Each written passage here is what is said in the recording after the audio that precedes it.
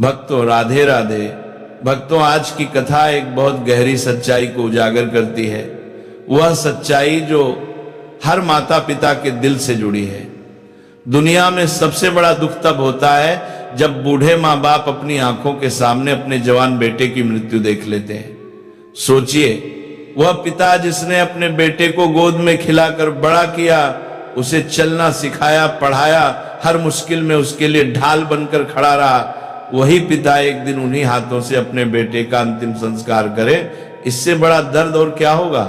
और दूसरी तरफ कई बार ऐसे बेटे भी देखे जाते हैं जो माता पिता के साथ दुश्मनों जैसा व्यवहार करते हैं, उन्हें डांटते मारते हैं, उनकी इज्जत नहीं करते और उन्हें उनके बुढ़ापे में अकेला छोड़ देते हैं। भक्तों, आखिर ऐसा क्यों होता है? क्या यह सब सिर्फ किस्मत है या इसके पीछे कोई छिपा हुआ कर्म का रहस्य है? देवलोक में एक दिन अग्नि, वरुण, बृहस्पति, शुक्र, यम, शनि सहित सभी देवता एक साथ बैठे थे और ज्ञान की चर्चा कर रहे थे। सभी देवता सवाल पूछ रहे थे और जिनके पास उत्तर होता वो जवाब बोलते थे। जब अग्निदेव की बारी आई तो उन्होंने बहुत महत्वपूर्ण प्रश्न पूछा। हे देवगण, वह कौन सी संतान होती है जिसकी मृत्यु माता पिता की आंखों के सामने हो जाती है? और वह किस प्रकार के पुत्र होते हैं जो अपने माँ बाप को इस संसार में दारुण दुख देते हैं, उन्हें प्रताड़ित करते हैं? अग्निदेव का प्रश्न सुनते ही पूरा देवलोक चुप हो गया। सारे देवता सोच में पड़ गए कि इतना भयानक और पीड़ादायक दुख क्यों होता है।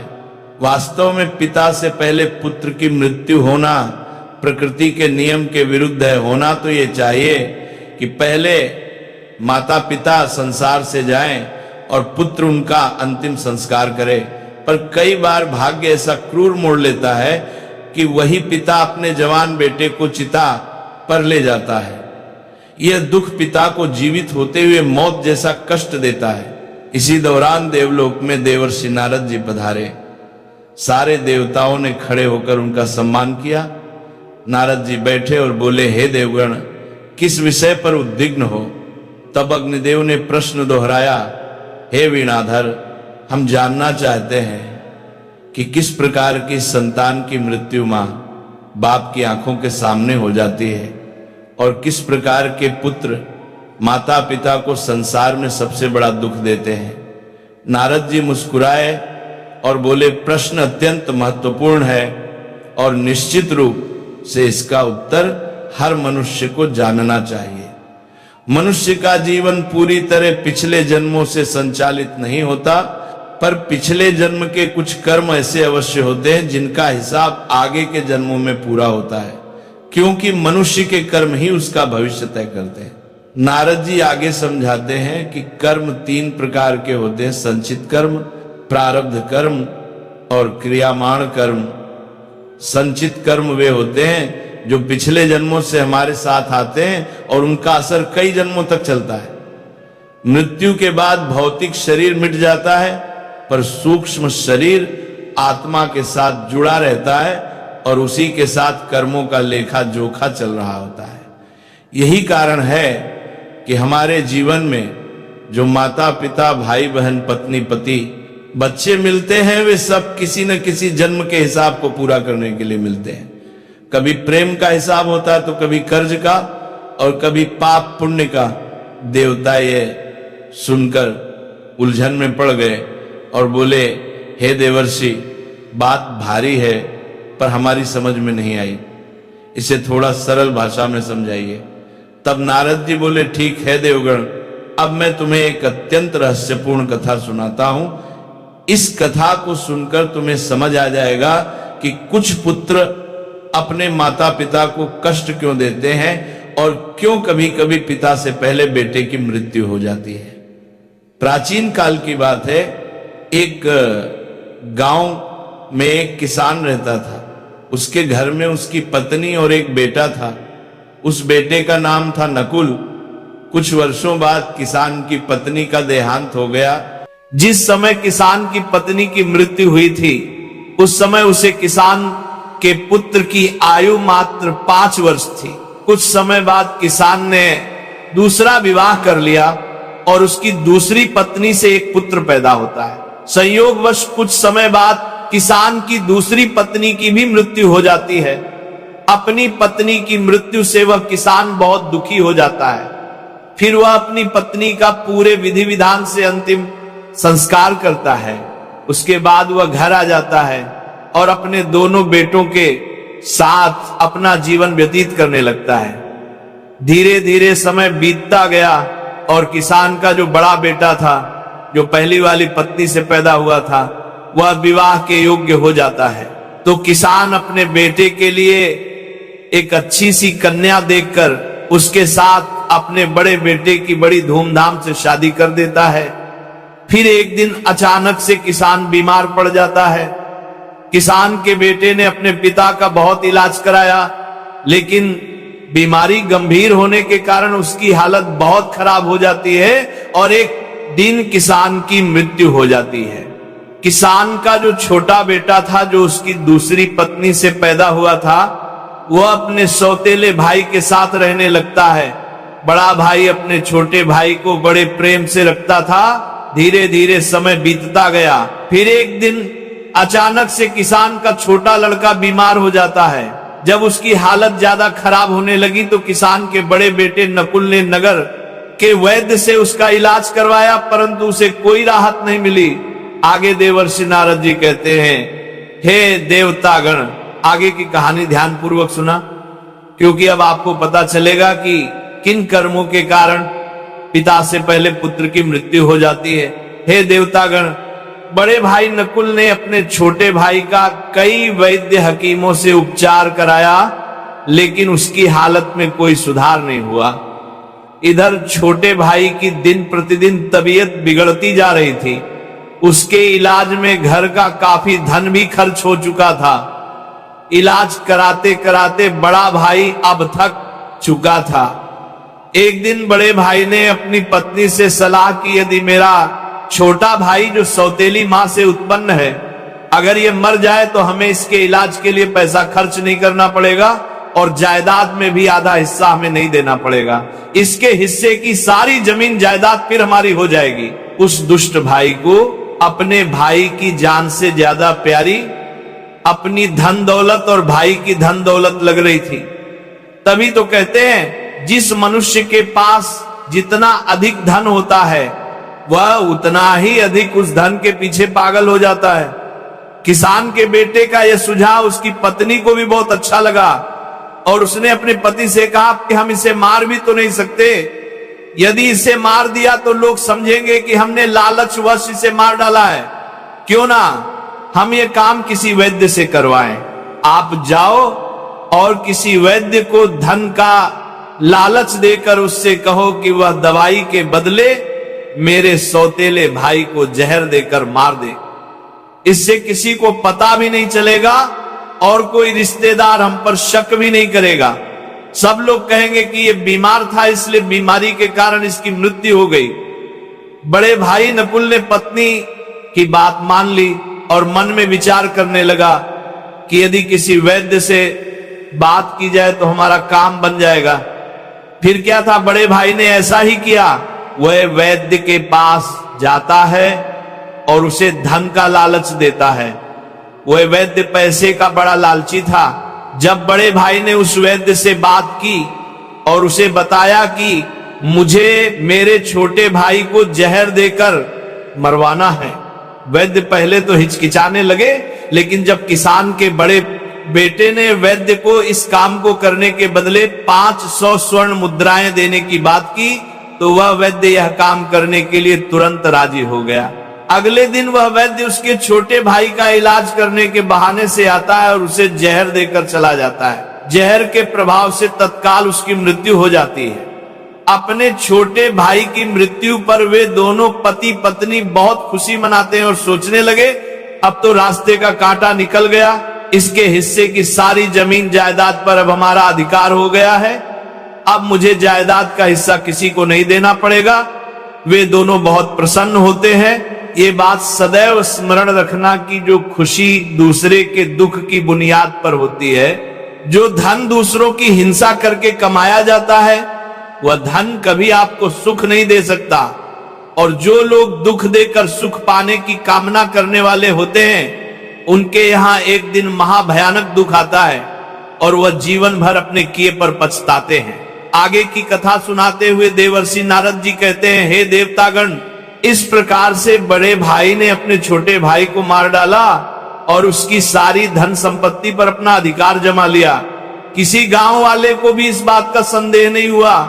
गांव वाले तो ये सोच रहे थे कि ये कितना अच्छा भाई है, अपने सौतेले भाई का कितना उपचार कराया, कितनी देखभाल की, कितनी सेवा की, पर बेचारा उसे बचा नहीं सका। क्या करता, रोग ही ऐसा असर था, बेचारे की मृत्यु हो गई। दुनिया वालों को क्या पता था कि वो मरा नहीं बल्कि उसे मारा गया है। बड़ा भाई सबकी नजरों में अच्छा बनने के लिए पूरे विधि विधान से अपने सौतेले भाई का अंतिम संस्कार कर देता है। उसके बाद वह घर आकर बहुत खुश होता है। धीरे धीरे समय बीतता गया। एक दिन उसकी पत्नी ने गर्भ धारण किया और एक निश्चित समय के पश्चात उसकी पत्नी ने एक लड़के को जन्म दिया। पुत्र प्राप्ति की खुशी में उन दोनों ने घर में भोज कराया, पूरे नगर में मिठाइयां बांटी। उसके बाद वह दोनों बड़े ही लाड़ प्यार से अपने उस पुत्र का पालन पोषण करने में लग जाते हैं। कुछ वर्षों बाद वह लड़का जवान हो जाता है। उसके बाद किसान के बड़े बेटे ने उसके लिए एक सुंदर सी कन्या देखकर उसके साथ अपने बेटे का विवाह कर दिया। बेटे की शादी में खूब धन खर्च किया। बेटे की बहू जब घर में आ जाती है तो वह लड़का कुछ दिनों के बाद अचानक से बीमार रहने लगता है। माँ बाप ने उसके इलाज के लिए बहुत से वैद्य हकीमों को घर बुलाकर उसका इलाज कराने लगे। जिसने जितना पैसा मांगा उसको उतना पैसा दिया गया। वह इलाज के बदले जो भी धन मांगते वह किसान का बेटा उसे सब कुछ देता था ताकि उसका लड़का ठीक हो जाए। अपने लड़के के इलाज में उसने अपनी आधी संपत्ति बेच डाली। परंतु कहते हैं ना कि जिस पर जिसका जितना कर्ज होता है उसे अवश्य चुकाना पड़ता है, चाहे कोई कैसे भी चुकाए। भक्तों, उस लड़के की दिन प्रतिदिन तबीयत खराब होती चली जा रही थी। लड़का बीमारी के कारण मरने की हालत पर आ गया था। उसका शरीर बहुत ज्यादा कमजोर हो गया था। उसे देखने के लिए गांव वाले उस किसान के बेटे के घर आए हुए थे। किसान का बेटा उन सबसे दुखी होकर अपने पुत्र की तरफ देखते हुए कहने लगा, पता नहीं भगवान मुझे किस पाप की सजा दे रहा है। तभी उस किसान का पुत्र अचानक से बोल उठा। लड़के ने अपने पिता से बोला कि भाई, अपना हिसाब पूरा हो गया है, बस अब अंतिम संस्कार में लगने वाले सामान का बाकी है, आप उसकी तैयारी कर लो। ये सुनकर के उसके पिता ने सोचा कि लगता है बीमारी के कारण लड़के का दिमाग भी ठीक से काम नहीं कर रहा है। देखो ना, मैं इसका बाप हूं और ये मुझे भाई कहकर बुला रहा है। तब लड़का कहता, नहीं भाई, आप मेरे बाप तो इस जन्म में है, मैं तुम्हारा पिछले जन्म का भाई हूं। याद कीजिए, ये गांव वाले बैठे हुए और तुम्हारी सौतेली माँ का बेटा तुम्हारा छोटा सौतेला भाई इसी प्रकार चारपाई पर लेटा हुआ था। और उस भाई की संपत्ति पाने के लिए तुमने उस भाई को वैद्य के हाथों जहर देकर मरवाया था। देखो, आज वही संपत्ति मेरे इलाज में लग चुकी है। आपके ऊपर मेरा जो धन था वह मैं धीरे धीरे अपने इलाज में लगा चुका हूं। ये सुनते ही उसका पिता एकदम से फूटकर रोने लगता है और कहता है कि मेरे तो कुल का नाश हो गया है, मैंने ये क्या किया, जो किया वह मेरे आगे आ गया। फिर उसने कहा, भाई मुझे ये तो बता दो, मैंने जो किया था वो तो मुझे देखने को मिल गया, पर एक बात मेरे समझ में नहीं आई है, इसमें तुम्हारी पत्नी का क्या दोष है जो बेचारी ब्याह कर तेरे साथ आई है? ये तो निर्दोष है, अब इसको जिंदा जलाया जाएगा। भक्तों, उस समय सती प्रथा चलती थी, अर्थात जिसमें पति के मरने के बाद पत्नी को पति की जलती चिता पर बैठा दिया जाता था। तब वह लड़का कहने लगा कि हे भाई, आप मेरी बात ध्यान से सुनो। तुमने जिस वैद्य को मेरे इलाज के लिए बुलाया था उसने आपके कहने पर धन के लालच में मुझे जहर दिया था।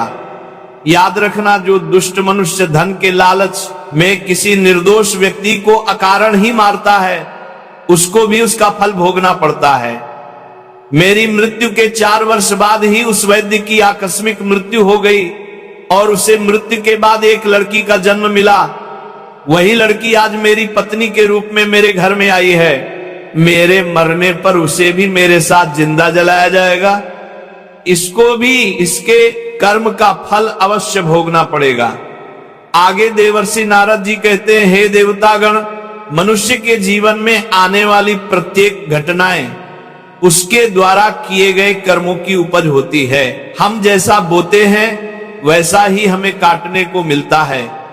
आज नहीं तो कल मनुष्य को उसके कर्मों का कर्म फल जरूर मिलता है। जीवन के हर कठिन प्रश्न का जीवन से ही हल मिलता है। जितना गहरा कुआं होगा उतना ही मीठा जल मिलता है। भक्तों, अपने भाई से इतना कहकर वह किसान पुत्र मृत्यु को प्राप्त हो जाता है। पुत्र की मृत्यु के बाद उसकी सारी संपत्ति का नाश हो जाता है और उसकी पत्नी को उसके साथ जिंदा जला दिया गया। इस तरह से उसे दुष्ट वैद्य को उसके कर्म का फल मिल जाता है। जिसने लालच में आकर एक निर्दोष पुत्र को जहर दिया था, वह वैद्य मर कर उसकी पत्नी बना था। उसे भी मृत्यु के महाभयंकर कष्ट से होकर गुजरना पड़ा। भक्तों, आगे देवर्षि नारद जी कहते हैं, हे देवतागण, इस संसार में 4 प्रकार के पुत्र होते हैं और जो काम उसने किए हैं उनका भुगतान भी उन्हें करना पड़ता है। नारद मुनि की यह बात सुनकर के सभी देवतागण पूछने लगे, हे देवर्षि, 4 प्रकार के पुत्र कौन से होते हैं? कृपया आप मुझे बताइए। तब नारद जी कहते हैं, हे देवतागण, शास्त्रों में 4 प्रकार के पुत्र बताए गए हैं। पहले पुत्र होता है अनुबंध पुत्र, दूसरा पुत्र होता है शत्रु पुत्र, तीसरा पुत्र होता है उदासीन पुत्र और चौथा पुत्र होता है सेवक पुत्र। ध्यान रखिए, जो पहले 2 पुत्र हैं, अनुबंध और शत्रु पुत्र है, ये दोनों पुत्र आपके कर्मों के अनुसार आपके घर में जन्म लेते हैं। इन दोनों पुत्रों की मृत्यु पिता से पहले हो जाती है। अगर किसी पुत्र की मृत्यु पिता से पहले हो जाए तो समझ लेना कि आपके घर में अनुबंध और शत्रु पुत्र पैदा हुए थे। धार्मिक मान्यताओं के अनुसार यदि आपने अपने पूर्व जन्म में किसी को किसी भी प्रकार से प्रताड़ित किया है या उसे दारुण दुख पहुंचाया है, तो याद रखना वह व्यक्ति आपसे किसी भी तरह का बदला लेना चाहता है, लेकिन वह किसी कारणवश बदला नहीं ले पाया क्योंकि वह कमजोर था और वह इसी तरह तड़प तड़प कर मर जाता है। तो निश्चित मानिए वह व्यक्ति इस जन्म में आपका पुत्र बनकर लौटेगा और फिर वह अपना बदला पूरा जरूर करेगा और आपको अपनी आंखों के सामने अपने ही पुत्र की मृत्यु देखनी पड़ेगी। और इससे बड़ा दुख एक पिता के लिए और क्या हो सकता है कि उसकी आंखों के सामने ही उसके पुत्र की मृत्यु हो जाए। याद रखना, यदि आपका पुत्र आपको मृत्यु के समान कष्ट दे रहा है तो समझ लेना कि आपके पिछले जन्म का वह शत्रु हो सकता है या वह व्यक्ति हो सकता है जिसको आपने कभी मृत्यु तुल्य कष्ट दिया होगा। ऐसी संतान आपके जीवन को हर तरह से कष्टों से भर देती है, आपका जीवन नरक बना देती है। ऐसी संतानें आपको मारती हैं, परेशान करती हैं और आपके कुल का विनाश कर देती थी और एक दिन आपको भी मांगने पर मजबूर कर देती हैं। आगे देवर्षि नारद जी कहते हैं, देवतागण, महाभारत का जब युद्ध हो रहा था उस समय भगवान श्री कृष्ण ने अर्जुन को गीता ज्ञान देते हुए कहा था, हे पार्थ, इस नश्वर संसार में जितने भी रिश्ते नाते हैं वे सभी मनुष्य द्वारा किए गए पिछले कर्मों के अनुसार उन्हें प्राप्त होते हैं। इस महाभारत के युद्ध में आपके सम्मुख जितने भी तुम्हारे सगे संबंधी दिखाई दे रहे हैं सभी तुम्हारे और उनके पिता का लेखा जोखा है। हे अर्जुन, तुम पूर्व जन्म में जब धर्म के पुत्र नर थे और मैं तुम्हारा बड़ा भाई नारायण था जिसे तुमने उस समय अपने युद्ध कौशल से पराजित किया था, उस समय तुम्हारे भाई ने तुमसे बदला लेने के लिए प्रतिज्ञा की थी। वही भाई आज तुम्हारे सामने अपनी हार का बदला लेने के लिए दुर्योधन के रूप में खड़ा है। फिर भगवान श्री कृष्ण कहते हैं, हे पार्थ, प्राणी को अपने कर्मों का फल भोगना पड़ता है। जिसका जिस पर कर्ज होता है वह उसका कर्ज कई जन्मों तक चुकाता है। मित्रों, यही बात भगवान श्री कृष्ण ने पितामह भीष्म से कही थी। यह बात महाभारत काल की है। महाभारत का भीषण युद्ध समाप्त हो चुका था। विजेता पांडव सभी भाइयों सहित भगवान श्री कृष्ण के साथ पितामह भीष्म का आशीर्वाद प्राप्त करने गए थे। तभी पितामह भीष्म ने भगवान श्री कृष्ण से पूछा, है वासुदेव, मैं अपने किन कर्मों की वजह से नुकीले तीरों से बनी शैया पर असहाय कष्ट भुगत रहा हूं? तभी श्री कृष्ण ने मुस्कुराते हुए पूछा, हे पितामह, क्या आपको अपने पिछले जन्मों के कर्म याद हैं? पितामह बोले, हे वासुदेव, मुझे मेरे पिछले जन्म के कर्म याद है और इनमें मैंने कभी किसी का बुरा नहीं किया। पितामह भीष्म की बात पर सहमति जताते हुए भगवान श्री कृष्ण ने कहा, हे पितामह, आपने 100 जन्मों में कोई भी पाप नहीं किया। आपको ये सजा आपके 101 जन्म की मिल रही है। 101वें जन्म में आप एक राजा थे और एक बार आप शिकार खेलकर जंगल से गुजर रहे थे और शिकार खेलने के कारण आप बहुत थक गए थे। फिर एक पेड़ के नीचे कुछ देर आराम करने के लिए बैठ गए। तभी उस वृक्ष पर से एक कीड़ा आपके ऊपर गिरा। आपने गुस्से से उस कीड़े को अपने बाण से उठाकर पीछे फेंक दिया। वह कीड़ा पीछे कांटों के ऊपर पीठ के बल जा गिरा और उसकी पीठ में नुकीले कांटे घुस गए। उसे कीड़े ने उन कांटों से निकालने की बहुत कोशिश की, परंतु वह जितनी कोशिश करता कांटे उसे उतना कष्ट देते थे। इस अवस्था में कई दिन तक वह कीड़ा जीवित रहा। उसकी तकलीफ में आपका नाम दर्ज हो चुका था, लेकिन आपके पुण्य कर्म इतने प्रबल थे कि वो पाप फलित नहीं हो पा रहा था। इस बात को सुनकर भगवान श्री कृष्ण से पितामह बोले, फिर आज क्यों? पितामह के इस सवाल पर श्री कृष्ण ने उन्हें बताया, दुर्योधन की सभा में जब द्रौपदी का चीरहरण हो रहा था तब उसे बचाने में आप समर्थ थे। इसके बावजूद भी अपने दुर्योधन को रोकने की कोई कोशिश नहीं की। उसी समय आपका सारा पुण्य क्षीण हो गया और 101 जन्म पहले के इस पाप को फलित होने का मौका मिल गया और उसी का परिणाम आज आपको भुगतना पड़ रहा है। मित्रों, जब हम जन्म लेते हैं या फिर जब हम गर्भ में रहते हैं तब हम ईश्वर से यही प्रार्थना करते हैं कि इस बार जन्म लेने के उपरांत हम अच्छे कर्म करेंगे, लेकिन जन्म लेने के उपरांत हम उन बातों को भूल जाते हैं, मोह माया के वश में हो जाते हैं। कर्म के फल कभी ना कभी मिलते ही है। इसीलिए पृथ्वी पर निवास करने वाले प्रत्येक प्राणी को उसके द्वारा किए गए कर्मों का फल भोगना ही पड़ता है और कर्मों के अनुसार ही जन्म होता है। इसलिए कभी किसी प्राणी को नहीं सताना चाहिए, भले ही वह छोटा सा कीड़ा ही क्यों ना हो। आगे देवर्षि नारद जी कहते हैं, हे देवतागण, जो 2 तरह के पुत्र होते हैं, अनुबंध पुत्र और शत्रु पुत्र, जिसके हम कर्जदार हैं और जिनका हमने क्षण लिया है और वो क्षण वापस नहीं दिया तो वो क्षण हमें चुकाने पड़ेंगे। यदि इसी जन्म में चुका दिए तब तो बहुत अच्छा है, और यदि वह दूसरे जन्म में चले गए तो आपको भी यही दारुण दुख झेलने को मिलेगा। वह पुत्र के रूप में जन्म लेगा या भाई के रूप में जन्म लेगा या आपके प्रिय संबंधी के रूप में जन्म लेगा या फिर आप गधा बनेंगे या बैल बनेंगे। किसी ना किसी रूप में आप उन पैसों को चुकाएंगे। आपको कर्ज तो जरूर चुकाना पड़ेगा। यही शाश्वत विधि का विधान है और यही अटल सत्य है। हे देवतागण, इस प्रकार से अनुबंध और शत्रु पुत्र की मृत्यु पिता से पहले हो जाती है और बाकी के जो 2 पुत्र होते हैं उनमें से सेवक पुत्र सबसे श्रेष्ठ पुत्र होता है। ये पुत्र आपको तब मिलता है जब आपने अपने पिछले जन्म में निस्वार्थ भाव से किसी व्यक्ति या गौ की सेवा की होगी, तो वो व्यक्ति आपको इस जन्म में आपको सेवक पुत्र के रूप में प्राप्त होता है और आपकी सारी उम्र सेवा करता है, क्योंकि आपने पिछले जन्म में अच्छे कर्म किए थे। नंबर 4, जो उदासीन पुत्र होते हैं, इनको अपने माता पिता से कोई लगाव नहीं होता है। उनके दुख सुख से इन्हें कोई वास्ता नहीं होता। ये पुत्र विवाह होते ही माता पिता का त्याग कर देते हैं। यदि किसी पिता को अपनी आंखों के सामने अपने पुत्र की मृत्यु नहीं देखनी, तो उसे सदैव यह बात ध्यान रखनी होगी कि उसे कभी किसी का अहित नहीं करना और ना ही किसी से किसी प्रकार का कर्ज ले। अगर ले तो उसका कर्ज उसे वापस कर दे।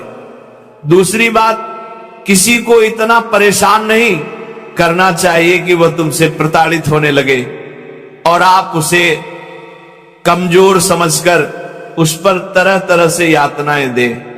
याद रखना, वह व्यक्ति भी मौका मिलते ही आपसे अपना हिसाब किताब जरूर चुकाने आएगा। मित्रों, अब तो आप समझ ही गए होंगे कि कौन से पुत्रों की मृत्यु पिता से पहले हो जाती है और कौन से पुत्र मां बाप को कष्ट देने के लिए आते हैं। मित्रों, इसीलिए मनुष्य को सदैव सत्य कर्म करने चाहिए, जिससे कि वह अपने पुण्य कर्मों को प्रबल रख सके। यदि कोई व्यक्ति मुसीबत में है और उसे आपकी जरूरत है, तो आपको निसंकोच होकर निस्वार्थ भाव से उसकी सहायता करनी चाहिए। ऐसा करने से आप अपने पुण्य कर्म की संख्या बढ़ा रहे हैं, जिसका फल स्वयं आपको भगवान देते हैं। तो भक्तों, इसी के साथ ये कथा समाप्त होती है। बोलो राधे राधे।